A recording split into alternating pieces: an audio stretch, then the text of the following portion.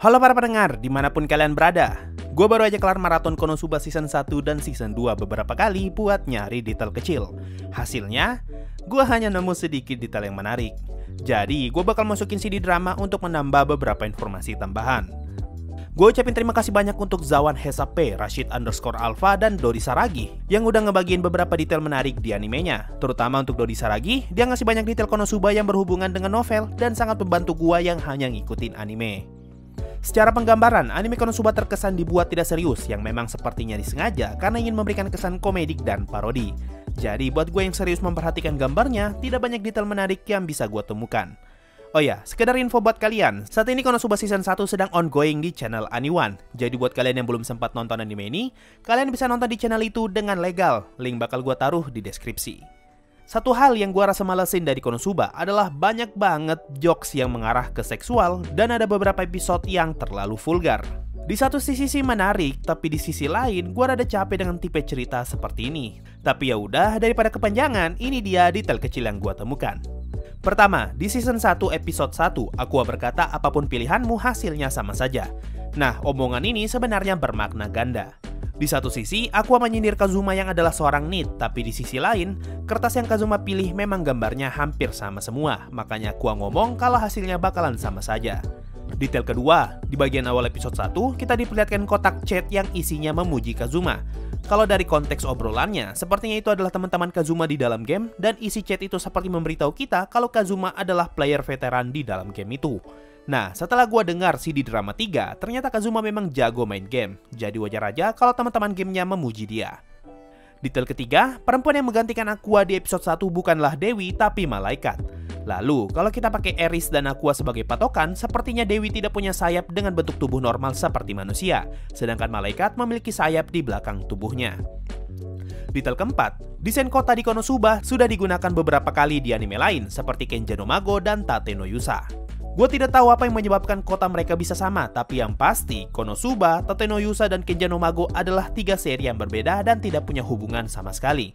Kalau sekedar nebak, karena ketiga anime ini berada di bawah Kadokawa, jadi tidak menutup kemungkinan kalau mereka diizinkan untuk menggunakan aset animenya satu sama lain.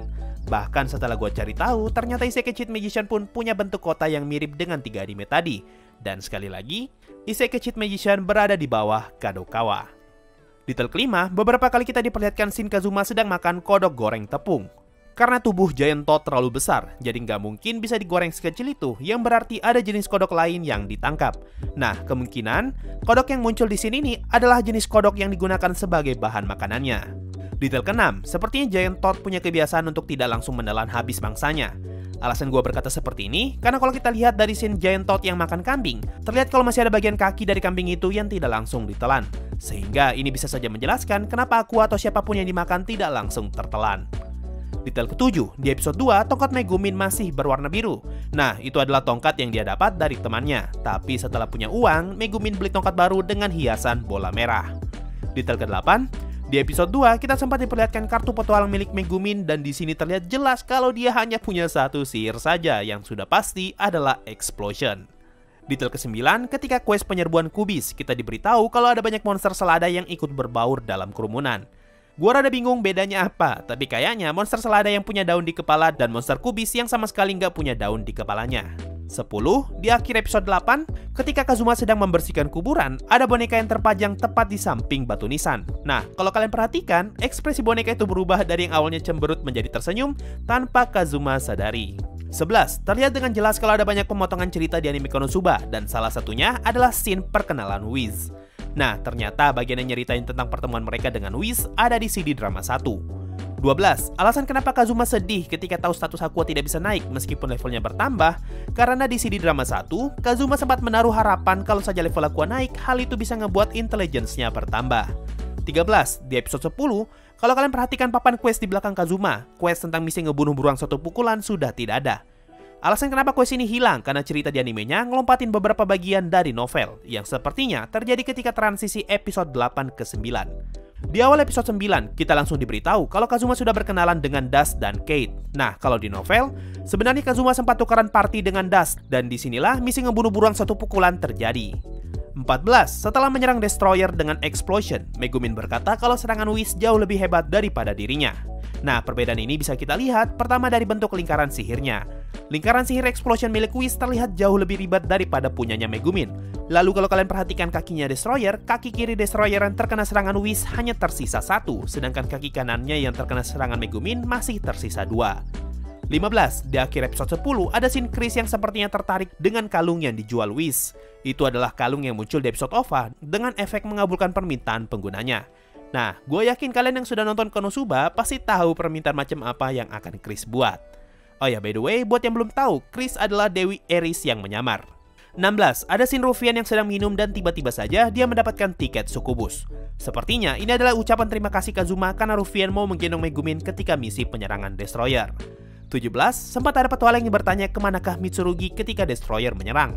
Kalau berdasarkan scene ini, sepertinya Mitsurugi lagi nguli untuk ngumpulin uang dan ngebeli ulang pedangnya yang dijual Kazuma. 18. Di akhir episode 10, ada scene yang memperlihatkan Megumin sedang memegang tongkat barunya. Lalu di season 2, setelah Kazuma dituduh teroris, seluruh harta bendanya pun disita kerajaan, dan salah satu benda yang ikut disita adalah tongkat barunya Megumin. Nah, setelah itu Megumin balik lagi pakai tongkat lamanya. Yang jadi pertanyaan sekarang, kenapa setelah permasalahan Kazuma selesai, Megumin masih pakai tongkat lamanya? Apakah ini artinya semua barang sitaan Kazuma tidak dikembalikan? Makanya Megumin masih pakai tongkat lamanya. Kalau memang begitu, berarti semua furnitur di dalam rumahnya Kazuma adalah barang baru yang dia beli ulang dengan uangnya. 19. Di scene pembuka Konosuba Season 2, ada scene yang seperti memasukkan password. Ini adalah referensi dari game jadul yang dulunya butuh semacam password kalau mau ngelanjutin permainannya, karena zaman dulu masih belum ada fitur save dan continue. Lalu ada juga referensi opening Star Wars yang gue yakin kalian semua sudah tahu. 20. Pose yang Sena lakukan ketika mengumpulkan informasi dari para saksi adalah pose yang sama persis dengan yang aku lakukan ketika meyakinkan Kazuma tentang kehidupan barunya. 21.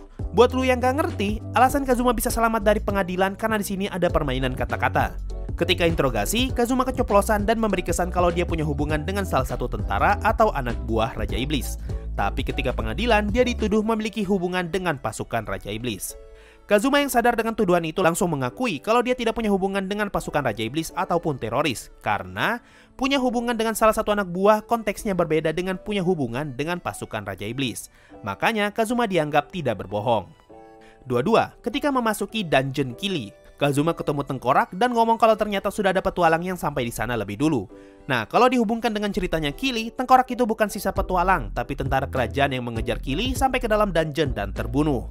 23. Gambar calon suami Darkness yang dirobek Kazuma diperbaiki dan ditempelkan kembali oleh Aqua dengan hanya menggunakan nasi. 24. Ketika Hans berubah jadi slime dan dilempari warga, ada scene dia milih-milih benda yang ingin diserap.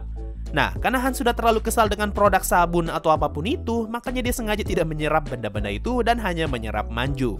25. Di akhir episode 10 season 2, si kakek yang sebelumnya mati dimakan Hans sudah dihidupkan Aqua. 26. Dari sini bisa kita lihat perbedaan kota sebelum dan sesudah dimurnikan Aqua. Awalnya, air di kota ini agak kehijauan, tapi karena Aqua, seluruh air di kota berubah menjadi sangat biru. Kalau gua cari tahu, kemungkinan terbesar warna hijau dari air panas tercipta karena adanya campuran sulfur di dalam air. Tapi karena Aqua memurnikan semua air itu, kandungan sulfurnya pun menghilang dan warna airnya berubah menjadi biru. Dan detail terakhir, ternyata bentuk ikat kepala Aqua sengaja dibuat menyerupai bentuk molekul air, yaitu H2O. So, itu tadi semua detail kecil Konosuba yang sudah gue temukan setelah maraton beberapa kali. Kalau ternyata ada penjelasan gue yang salah atau keliru, silahkan koreksi aja di kolom komentar, oke? Makasih semua yang sudah mendengarkan sampai di titik ini. Sampai jumpa di video berikutnya, dan bye-bye.